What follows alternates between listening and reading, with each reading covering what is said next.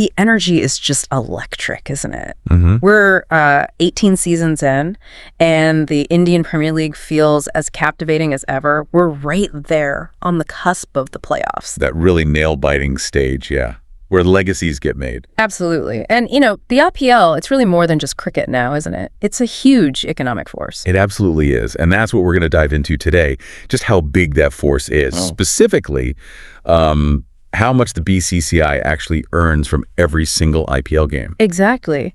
And it sort of pulls back the curtain on the BCCI's money-making streams. Yeah. We're talking, the big stuff. Media rights, broadcasting, then the sponsorships, the main title one, and all the others. Right. And the franchise money, too. And the franchise fees, yes. Plus ticket sales, of course. So the plan is to break down these key bits, really get a feel for the financial engine powering every match. Yeah, get beyond just the big headlines and understand the kind of the core value generated each time, the teams walk out. Let's do it. Okay, so diving in. The article looks at the IPL 2025 season, or 2082 BS, as their calendar has it. And the playoff picture is clear now. The 4 teams mentioned are Gujarat Titans, Royal Challengers, Bengaluru, Punjab Kings, and Mumbai Indians. Quite a lineup. Looks like a fierce competition this year. Yeah, and what's interesting, looking at the season, is the contrast. Yeah. Chennai Super Kings, usually so dominant. Only 3 wins in 13 games, the article says. Right. Tough run for them. And Kolkata Knight Riders, too, facing challenges. It kind of shows the league's competitiveness on the field, doesn't it? It really does. But, okay, off the pitch. That's where the financial heavyweights really operate.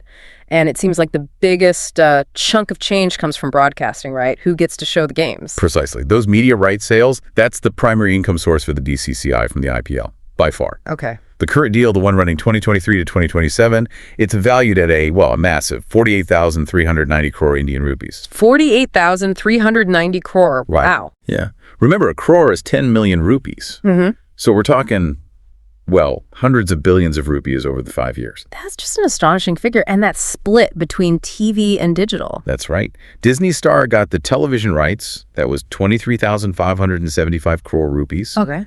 And JioCinema, they secured the digital rights for 23,758 crore rupees. So slightly more for digital. That's interesting. It is, isn't it? It definitely suggests, a big shift towards people watching sports online on their devices in India. Yeah, that makes sense. Changes things for advertisers, media companies. Absolutely. And the article mentions the consolidation of Disney Star and JioCinema, too, which could shake things up again for future rights deals. Okay. But sticking with this current deal, that 48,390 crore over the, 410 matches planned for these 5 years? Mm-hmm. So the big question, what does that work out to per game, just from the broadcasting side? Okay, so you do the math. It comes out to roughly 118 crore Indian rupees per game. 118 crore from one match, just from people watching it. Just from the broadcasting rights, yeah. It really shows the incredible value placed on the IPL's audience. It's huge. Absolutely staggering. But, okay, it's not just the broadcasters paying up, is it? All those brands we see everywhere. Sponsorships must be significant, too. Oh, very significant. Title sponsorship is, a really key piece. Tata is the current title sponsor. Right. And their 5-year deal is worth a very substantial 2,500 crore Indian rupees. 2,500 crore just for the main name sponsor. That shows the kind of brand power the IPL has. It really does. The visibility, the association. Yeah. It's clearly worth a lot to major companies. And then beyond Tata, there's like a whole tier of other sponsors, right? The associate sponsors and partners. Exactly. And for this 2025 season alone, the article suggests the BCCI brought in another 1,485 crore Indian rupees from those other sponsorships. Wow. So add that to the title sponsor. It adds up quickly. It shows how many different brands want a piece of that massive engaged IPL audience. They must see a pretty good return. You'd assume so. Okay, so we've got the giants, media rights, sponsorships, huge numbers. But the article also mentions the teams themselves and the fans in the seats. Right. While this piece doesn't break down the exact per-game figures for those, it's crucial to remember them. Franchise fees, basically what teams pay to be in the IPL. That's a steady, significant income stream for the BCCI. Okay, it makes sense. And, ticket sales.